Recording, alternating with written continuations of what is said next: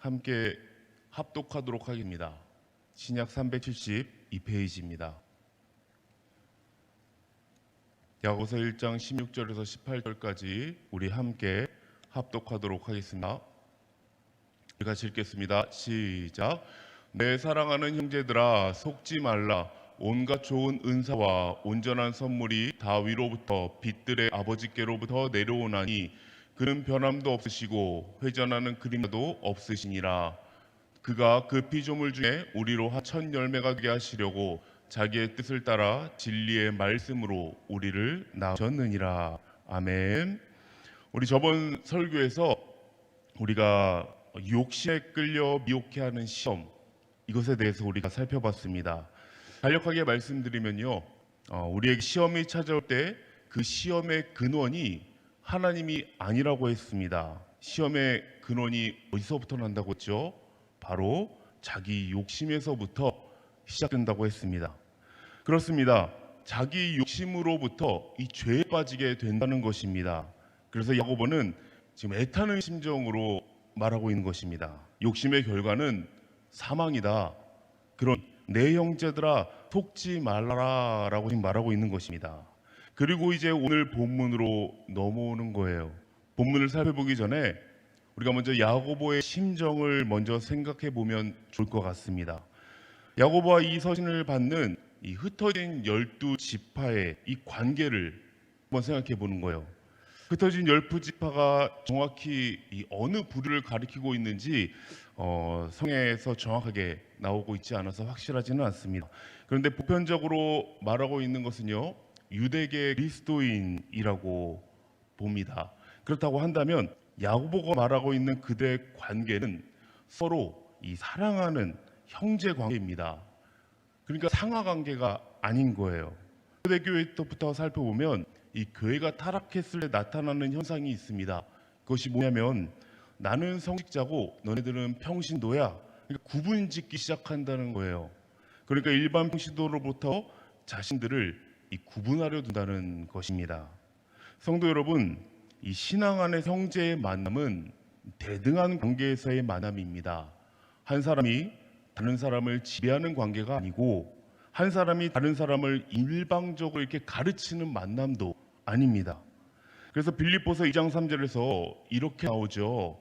빌립보서 2장 3절을 보시면 아무 일에든지 다투이나 허용으로 하지 말고 오직 겸손한 마음으로 각각 자기보다 남을 낮게 여기고 라고 합니다. 이러한 만남이에요. 이와 같이 지배하는 관계가 아니라 자기보다 남을 낮게 여기는 만남이 성경에서 말하는 이 사랑하는 형제 관계입니다. 그런데 이것을 지금도 잘못 이해하고 계시는 분들이 있는 것 같습니다. 그러니까 목사와 성도의 자리를 이 사랑하는 형제의 관계로 보지 않는 거죠. 그런데 그 책임이 어디 있을까요? 목사와 성도 쌍방에 다 있다고 보여집니다. 평신도의 문제라면 무엇이 문제가 될까요? 하나님께 직접 나가서 해결받기보다는 이 목사라는 중재자를 통해서 이 해결받고 싶어 한다는 겁니다. 왜 이런 현상이 생길까요? 우리 민족은 이 샤머니즘, 즉 무속신앙이 자리를 잡고 있어서 그렇습니다. 문제가 있을 때 뭔가 중개자를 통해서 해결을 받으려고 한다는 거죠. 그 중개자가 누구였죠? 바로 무당이었죠. 무당이 그 중매 역할을 감당했습니다. 지금도 이러한 장면은 TV를 통해서 보게 되기도 하고 우리도 모르게 이게 잠재적으로 남아있다 보니까 기독교가 이 땅에 전파된 지 이제 140년이 넘었는데도 불구하고 이 교인들은 이제 목사님을 통해서 이 해결을 받으려고 한다는 것입니다. 이렇게 하나님을 통해서 해결을 받는 것이라 목사님을 통해서 해결을 받으려고 하는 교인들이 있다는 거예요. 그러한 요구에 목사는 어떤 행동을 하게 될까요? 성도들의 이런 요구에 맞춰서 더 거룩한 척 헌신하게 되고요. 교인들 위해 군림하게 됩니다. 평신도 역시 자기보다 더 거룩한 목사가 나의 문제를 갖고 기도해 주면 자기가 기도한 것보다 목사님의 기도를 더 잘 들어줄 거라고 생각을 합니다. 우리 성도님들은 어떻게 생각합니까? 하나님께서 목회자의 기도는 더 잘 들어줄까요? 목회의 기도를 요청하고 함께 기도한 거 너무나 중요하죠. 매우 좋은 일이고 당연히 해야 되는 겁니다. 하지만 목사님이기 때문에 하나님이 더 기도를 잘 들어준다는 것은 잘못된 것이겠죠. 하나님은 처음 든 신자의 기도나 오랫동안 신앙생활을 해온 신자의 기도 차별하지 않습니다. 반대로 목회자의 입장에서는 어떨까요? 성도들을 형제로 대하는데 염려가 없는 것이 아닙니다. 형제됨을 강조하게 되면요, 자신의 이 권위를 상실하지 않을까 이 두려움이 있습니다. 형제를 강조했더니 속된 말로 맘먹자고 나오면 어쩌나 하는 그런 염려가 있습니다. 그런데 성경은 어떻게 말합니까? 형제됨을 강조하면서 이렇게 얘기하고 있습니다. 데살로니가전서 5장 12절 13절을 함께 보도록 하겠습니다. 함께 한번 같이 읽어볼까요? 시작. 형제들아, 우리가 너희에게 구하노니 너희 가운데서 수고하고 주 안에서 너희를 다스려 권하는 자들을 너희가 알고 그들의 역사로 말미암아 사랑 안에서 가장 귀히 여기며 너희끼리 화목하라. 자, 여기 보시면요, 여러분을 위해서 수고하고 다스리며 가르치는 지금 목회자들을 최상급으로 말하고 있습니다. 어떻게요? 사랑 안에서 가장 귀히 여기라 라고 명하고 있죠. 우리는 신분에 있어서 동등한 자들입니다. 모두 왕같은 제사장이고 택함받은 백성입니다. 다만 직무에 있어서는 목사는 가르치는 직무와 장로들과 함께 더불어 교회 다스리는 이 직무를 맡았을 뿐입니다. 사랑하는 동국교회 성도님 여러분, 우리가 인생을 살아가면서 이 사랑하는 사람들과 함께 지낸다는 것이 정말 복된 것입니다. 특별히 우리 동국교회 성도님들은 이 희망을 서로 나누는 공동체가 되기를 소망합니다. 또한 그리스도의 사랑을 함께 나누는 우리 멋진 성도님이 되시기를 축복합니다. 자, 야고보는 이 편지 받는 사람들과 육신적인 형제가 아니었습니다. 그리고 같은 민족도 아니었고요. 그러나 그들도 그리스도 예수 안에서 같은 이 신앙의 형제라는 것을 알았기 때문에 내 사랑하는 형제들아 속지 말라라고 지금 호소하고 있습니다. 야고보는 이 욕망에 막 이리저리 끌려다니면서 이 신앙생활을 한다고 하는 사람들이 너무나 안타까웠던 거예요. 그 결말이 사망인데도 불구하고 이 욕망의 노예로 살고 있으니까 얼마나 안겠습니까? 그래서 하나님에게서 오는 것이 무엇인지 바로 가르쳐주고 싶었던 것입니다. 자, 이제 하나님께서 오는 게 뭔지 함께 우리가 살펴보도록 하겠습니다.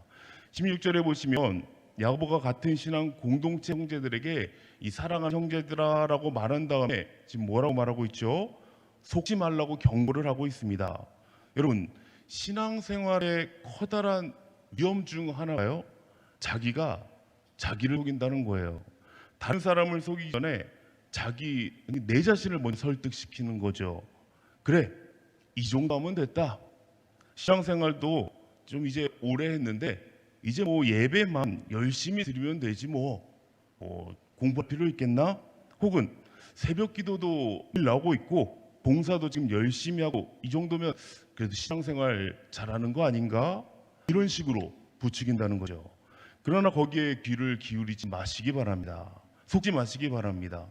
우리들이 신앙생활을 한다는 것, 주님을 사랑한다는 것은요, 주님과 더불어서 시간을 얼마나 보냈느냐 여기서 결정이 됩니다. 일주일 시간을 따지면 몇 시간이 될까요? 일주일을 168시간입니다. 이 시간 가운데 하나님 말씀을 묵상하는 시간 얼마큼 되십니까? 간단한 예로 TV 보는 시간, 핸드폰 하는 시간과 한번 비교해 보시기 바랍니다. 내가 어디에 더 관심을 지금 쏟고 있는지 답이 나올 것입니다. 내가 어디에 관심을 더 쏟고 있느냐? 다른 데 내가 더 관심을 쏟고 있다면 그럼 내가 아직 믿음이 좀 부족한 상태구나 라고 인정하면 됩니다. 그렇지만 인정하고 싶지 않을 수 있겠습니다. 왜냐하면 신앙생활을 기본적으로 오래 했기 때문에 잘 인정하지 않게 됩니다. 성도 여러분, 유혹은 항상 자기 자신의 이 욕심 때문이라고 경고하고 있습니다.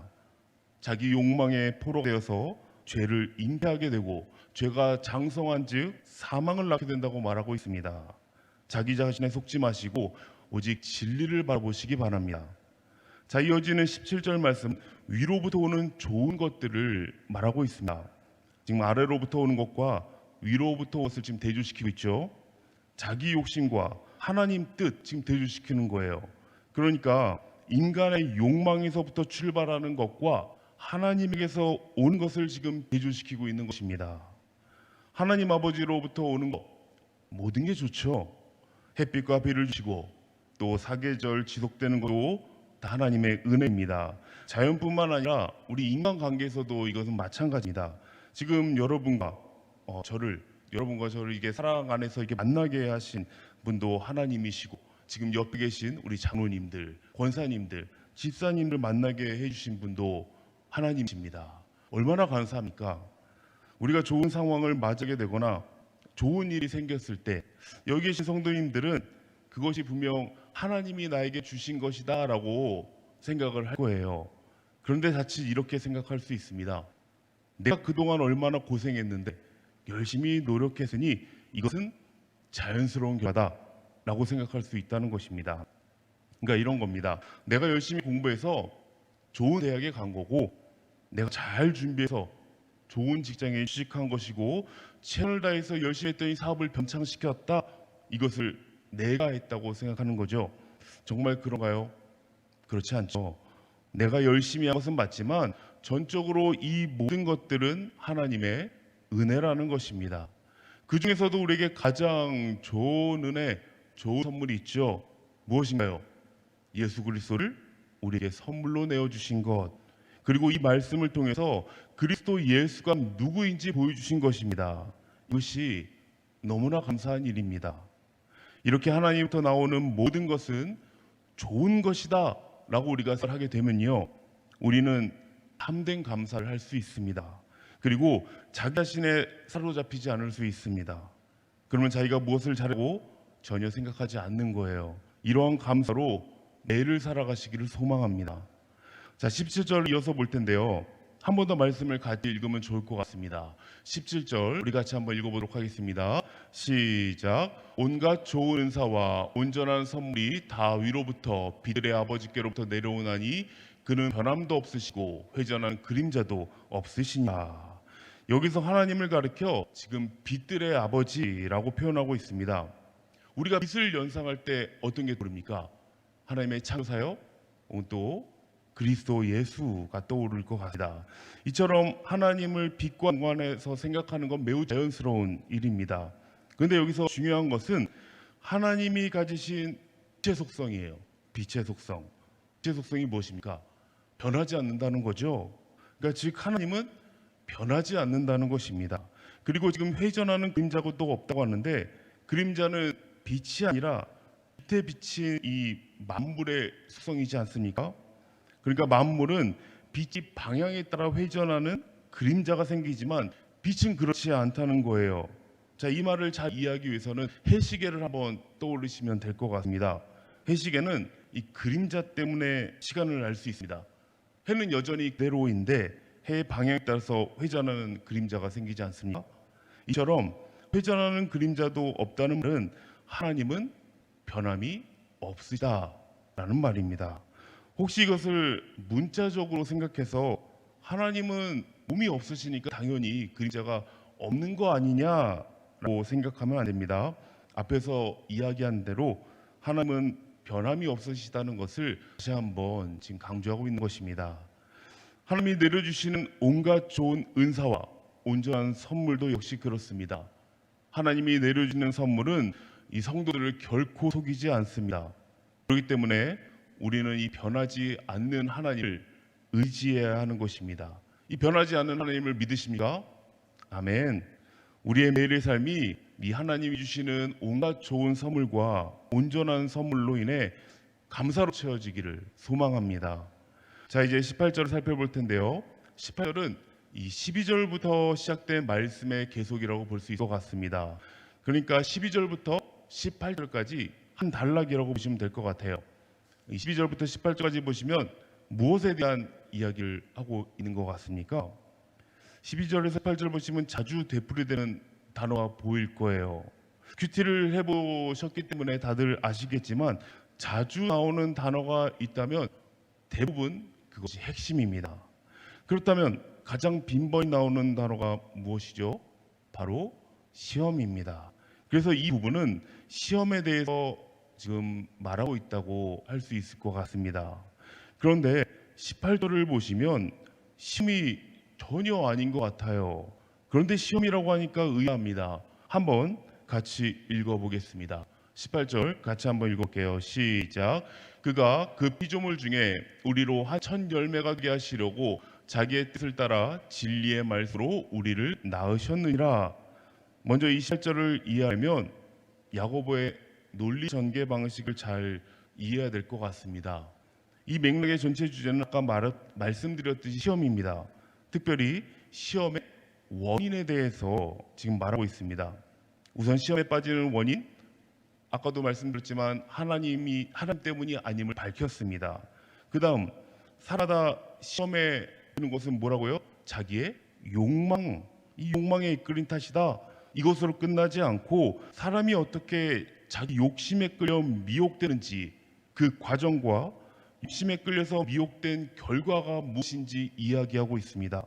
이처럼 시험의 원인이 무엇인지 자세히 설명을 해주고 있습니다. 그리고 나서 더 적극적으로 하나님은 시험을 주시는 분이 아니라 모든 축복의 근원이다, 이거를 밝히고 있는 거예요. 온갖 좋은 선물과 그의 선하신 뜻이 우리 삶에 이루게 된다는 것입니다. 이 논지를 더 발전시킨 것이 18절의 진리의 말씀으로 우리를 낳으신 사건입니다. 한 가지 질문을 드려보겠습니다. 어떻게 죽음으로의 삶이 이 영생의 삶으로 옮겨질 수 있을까요? 어떻게 인생의 죽음의 병에서 생명의 치유받을 수 있을까요? 그러니까 욕망의 수렁에 빠져드는 우리가 이 욕망의 수렁에서 어떻게 나올 수 있냐, 이겁니다. 하나님이 정하신 방법 뭐냐면 진리의 말씀으로입니다. 우리가 듣고 있는 이 말씀, 선포되고 있는 이 말씀을 수긍하고 받아들여서 그 말씀으로 삶을 재정비하는 것이 바로 진리의 말씀으로 우리를 낳는 사건입니다. 누구도 스스로 태어날 수 없습니다. 누군가가 낳아주어야 해요. 근데 하나님이 우리를 낳으실 때 사용하는 방법이 이렇게 선포되는 진리의 말씀이라는 것입니다. 이 진리의 말씀은요, 우리 안에 거하게 되면 가만히 있지를 않습니다. 무조건 반응이 나타나게 돼요. 그런 말씀을 듣는 순간 나의 반응이 매우 중요합니다. 지금 우리 모두 하나님의 말씀을 예외 없이 지금 다 듣지 않습니까? 말씀에 합당한 반응을 하시기 바랍니다. 복음에 합당한 반응을 하시기를 소망합니다. 이제 마지막 하나님이 왜 우리를 낳으셨냐? 이것을 살펴 마치도록 하겠습니다. 왜 우리를 진리의 말씀으로 낳아서 왜 하나님의 자녀로 삼으셨을까요? 그 다음 조금 아까 함께 읽은 18절에 있습니다. 성경은 그가 그 피조물 중에 우리를 한 첫 열매가 되게 하시려고 라고 답을 합니다. 피조물의 첫 열매가 되게 하시고 우리를 진리의 말씀으로 낳은 것이다 라고 말합니다. 그럼 피조물의 첫 열매가 된다는 뜻, 이게 무엇입니까? 먼저 그 당시 상황을 조금 아셔야 이해가 좀 더 쉬울 것 같습니다. 2000년 전에는 농경사였습니다. 그러다 보니 첫 이삭을 거둔다는 뜻, 그게 그들은 단번에 알아들었어요. 하나님을 믿던 안 믿던 대부분의 사람들은 이 첫 이삭을 거둘 때 그 수확물을 자기의 이 신에게 바쳤습니다. 그러니까 하나님의 언약 백성인 이스라엘 율법이 뭐죠? 곡식이든 가축이든 아들이든 처음 것을 하나님께 돌려드리는 것이었어요. 이스라엘 사람들은 첫 열매를 가장 좋은 것으로 여겨서 그것을 하나님께 드렸습니다. 그러니까 우리를 피조물 중에 첫 열매가 되게 하셨다는 것은 우리를 택해서 하나님의 몫으로 바치려고 우리를 자기의 뜻으로 낳았다는 말씀입니다. 즉 하나님이 우리를 그리스도인 되게 하신 게 자기의 몫으로 삼기 위해서 우리를 택하셨다는 거예요. 세상 모든 피조물 가운데 가장 귀한 추수로서 하나님은 여러분들을 택하셨습니다. 예수 그리스도의 신부로서 하나님이 나를 택하셨다는 것을 믿으시기 바랍니다. 그래서 18절 후반절에 자기의 뜻을 따라라고 합니다. 우리에게 무엇이 있어서가 아니라 하나님께서 자기의 뜻을 따라서 우리를 피조물의 첫 열매로 삼으셨다는 거예요. 그렇기 때문에 우리는 선택받은 은혜를 찬미하면서 피조물의 첫 열매답게 살아가야 한다는 것이다. 피조물의 첫 열매가 된 우리가 해야 할 일들이 참 많습니다. 그런데 모든 피조물이 하나님께 해야 할 마땅한 이 본분이 있습니다. 그것이 무엇이냐면요, 감사와 찬양으로 하나님께 영광을 올려드리는 것입니다. 죽음으로의 삶에서 영생으로의 삶으로 이끄신 이 하나님을 찬양함으로써 우리의 이 반응을 보여야 한다는 것입니다. 그래서 우리가 찬양한다는 게요, 그렇게 중요한 것입니다. 어떤 분들은 이렇게 생각합니다. 말씀 듣기 전에 찬양으로 준비하는 것이다. 어떻게 생각하십니까? 우리가 하나님께 올려드리는 찬양, 주하는 찬양입니까? 준비 찬양이 아닙니다. 준비 찬양이란 말은 없습니다. 예배에 준비 찬양 없습니다. 말씀 듣기 전에 마음을 여는 정도가 아니라요, 구원받은 하나님의 자녀로 마땅히 하나님께 영광을 올려드리는 것입니다. 그것이 피조물의 첫 열매답게 사는 것입니다. 하나님의 자녀의 특권임을 잊지 마시기 바랍니다. 이처럼 우리가 찬양하는 것은 예배의 아주 중요한 한 부분이고 우리의 입으로 부르지만 이 마음의 중심에서 터져나오는 찬양을 주님은 기뻐 받을 것입니다. 하나님의 자녀로서 특권이 이것만 있는 것이 아닙니다. 히브리서 13장 15절에서 16절을 우리 함께 마지막으로 한번 읽어보면 좋을 것 같습니다. 한번 같이 읽어보도록 하겠습니다. 시작. 그러므로 우리는 예수로 말미암아 항상 찬송의 자를 하나님께 드리자. 이는 그 이름을 증언하는 입술의 열매니라. 오직 선을 행하와 서로 나누어 주기를 잊지 말라. 하나님은 이 같은 제사를 기뻐하시느니라 라고 말합니다. 우리의 입술로 하나님께 찬양으로 영광을 돌리며 나아가지만 동시에 우리 주변 사람들에게 사랑과 선행을 베풀고 주님의 이름을 증명하는 것입니다. 이것이 하나님의 자녀로서 우리가 해야 할 일인 것입니다. 우리를 통해서 이 복음 진리가 전파되고 이를 통해 하나님의 백성을 불러 모으려는 이 아버지의 뜻이 포함되어 있다는 것입니다. 동호교회 성도님들은 하나님께 바쳐진 피조물의 첫 열매답게 하나님께 감사와 영광을 날마다 돌리시기 바랍니다. 그리고 세상 사람들에게 즐거워하는 삶을 보여줬으면 좋겠습니다. 어떻게 그러한 상황 가운데서도 즐거워할 수 있습니까? 어떻게 이런 데 기뻐할 수 있어요? 어떻게 그러한 상황에서 감사할 수 있죠? 이러한 소리를 들을 수 있는 삶을 보여주는 것입니다. 그러면서도 뭘 해야 된다고 했죠? 사랑과 선행을 베풀면서 주님의 이름을 증명하는 겁니다. 이러한 삶을 우리가 살았으면 좋겠습니다. 이렇게 복된 성도님들 되시기를 우리 주님의 이름으로 축복합니다. 아멘. 우리 함께 오늘 찬양하시고 또 우리 함께 기도의 자리로 나갔으면 좋겠습니다. 우리가 아까 얘기했듯이 우리 하나님께 감사와 찬양 늘 드렸으면 좋겠어요. 우리가 찬양할 때 우리의 마음에 진심을 담아서 하나님께 찬양으로 드렸으면 좋겠습니다. 그래서 오늘 같이 모든 영광 하나님께 찬양할 텐데요, 우리 하나님께 영광을 돌리는 마음으로 함께 찬양하고 그리고 기도의 자리로 나가도록 하겠습니다.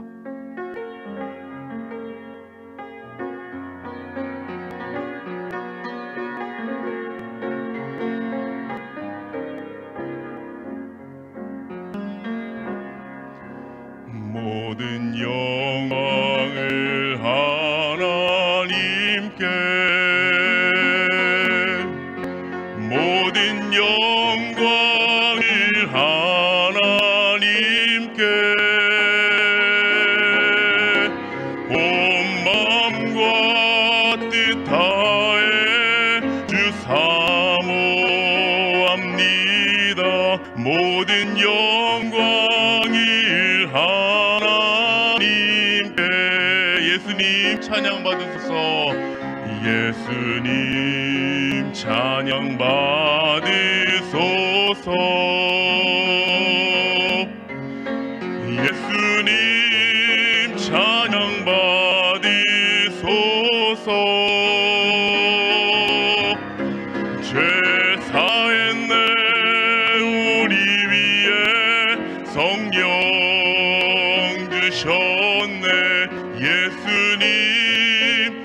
찬양 받으소서.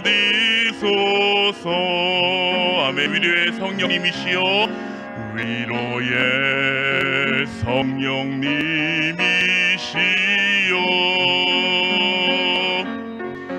위로의 성령님이시여,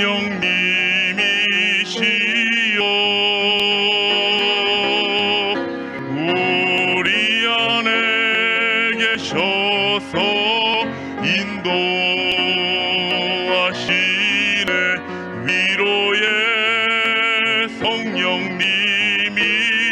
우리 마지막으로 모든 영광을 하나님께, 모든 영광을 하나님께,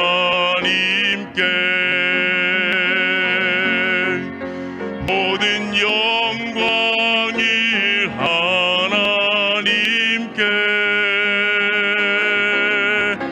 온 마음과 뜻 다해 주 사모합니다. 모든 영광을 하나님께. 아멘. 지금 우리가 함께 기도할 텐데요, 우리가 모든 영광을 하나님께 올려드리기 원합니다. 늘 감사와 이 찬양의 삶을 살 수 있도록 우리를 하나님의 자녀로 삼으신 그 구원의 은혜를 감사하며 살 수 있도록 우리가 함께 기도하며 났으면 좋겠습니다. 또한 우리가 중고등부 수련회가 있습니다. 이제 이번 주 바로 금요일부터 시작이 되는데요, 청년부는 14일부터 시작됩니다.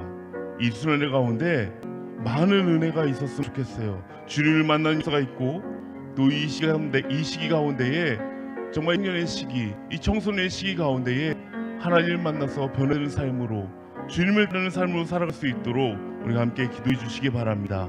특별히 오고 가는 교통 가운데 진행하는 모든 순서 가운데에 안전을 지켜달라고 함께 우리 간절히 기도하도록 하겠습니다. 마지막으로 우리 연약 지체들에게 치유와 긍휼의 은혜를 구하면서 우리 함께 기도의 자리로 나가도록 하겠습니다. 우리 이것을 갖고 우리 주여 한번 외치고 함께 기도의 자리로 나아갑니다. 주여 하나님, 이 시간 하나님 아버지, 우리가 말씀 가운데에 그 말씀 들고 하나님 아버지도 하며 나아갑니다. 우리 하나님 아버지, 언제나 늘 하나님께 영광을 돌리며 나가기를 소망합니다. 주님, 우리의 삶에 늘 감사가 넘치기 원합니다. 늘 하나님 아버지 주님을 찬양하는 삶을 살기 원합니다. 주님 하나님 아버지, 우리를 하나님 아버지 자녀 삼아주신 그 구원을 날마다 감사하면서 하나님의 삶을 살기 원합니다. 하나님, 저 하나님 아버지 아버지의 뜻을 하나님 아버지 이루는 삶을 살 수 있도록 우리를 붙잡아 주시옵소서. 그래서 하나님 아버지, 늘 하나님을 이해하는 삶을 살게 하여 주시옵시고, 우리의 마음의 중심에 나오는 그 터져나오는 찬양을 주님 하나님 아버지 기뻐 받아 주시오. 그리고 하나님 아버지, 이 세상 사람들 가운데에 정말 예수 그리스도의 모습을 보이기 원합니다. 하나님 아버지, 정말 그 복된 소식을 알리는 삶을 살기 원합니다. 정말 즐거워하는 삶, 어떠한 가운데서 하나님 아버지 기뻐할 수 있고 감사하는 삶을 살 수 있도록, 그리스도의 본이 될 수 있도록, 그리스도의 향가 넘쳐나는 정말 그러한 삶을 살 수 있도록 주님 하나님 우리 동교회 모든 성도님들을 인도하여 주시옵소서. 지켜주시기 원합니다. 그러면서도 하나님 아버지여, 늘 하나님 아버지 주 사랑을 베풀고 하나님의 선행을 베풀면서 주님의 이름을 증명하는 삶을 살 수 있도록 주 안에 잡아주시기 원합니다. 정말 하나님 아버지께서 하나님 아버지 인도하여 주시고, 그래서 하나님 아버지 늘 기도를 받아주시고 우리 예배를 받아주시고 하나님께서 기뻐하시는 그러한 삶으로 나아갈 수 있도록 붙잡아 주시옵소서. 또 하나님, 우리 중고등부 수련회와 청년부 수련회가 남았습니다. 특별히 아버지 중고등부 수련회 이번 주 금요일부터 시작되는데, 주님 아버지 이 수련회 가운데에 많은 하나님 아버지 은혜가 있기를 소망합니다. 주님을 만나는 역사가 되어 주시옵시고, 하나님 오가는 발걸음도 지켜주시고, 하나님 아버지 지나가는 모든 순서 가운데에 특별히 안전을 지켜주시옵소서. 사단 틈터지하게 하나님 아버지 막아주시옵시고, 함께 기도한 모든 기도를 주님께 들어주시기 원합니다. 청년부 수련회 가운데 가운데서 동일한 은혜를 더하여 주시옵시고, 주님께서 하나님 아버지 붙잡아 주셔서 많은 하나님 아버지 우리 인원들이 나와서 하나님 아버지 만나는 놀라운 역사가 이르는 귀한 하나님 아버지 시간일 수 있도록 인도하여 주시옵소서. 또 아버지 우리 연약한 지체들이 있습니다. 저희 아버지 마음이 하나님 아버지 아프고 건강이 하나님 아버지 아파하는 우리 하나님 아버지 지체들 교우들이 있습니다. 주님께서 하나님 아버지 치유하여 주시옵소서. 긍휼의 은혜를 주시기 원합니다. 하나님 아버지 주님께서 하나님 아버지 영혼의 자 만져주셔서 다시 하나님 아버지 회복되어서 주님을 예배하는 삶으로 나가게 해주시옵시고, 주님께 영광 돌리는 삶으로 아버지 나가기를 소망합니다. 주님께 하나님 아버지요, 주님께 늘 하나님 아버지 간증하는 귀한 아버지 삶을 살 수 있도록 주님 붙잡아 주시기 원합니다. 회복시켜 주실 줄 믿습니다. 감사합니다. 주님 예수님으로 기도합니다. 하나님 아버지 감사합니다.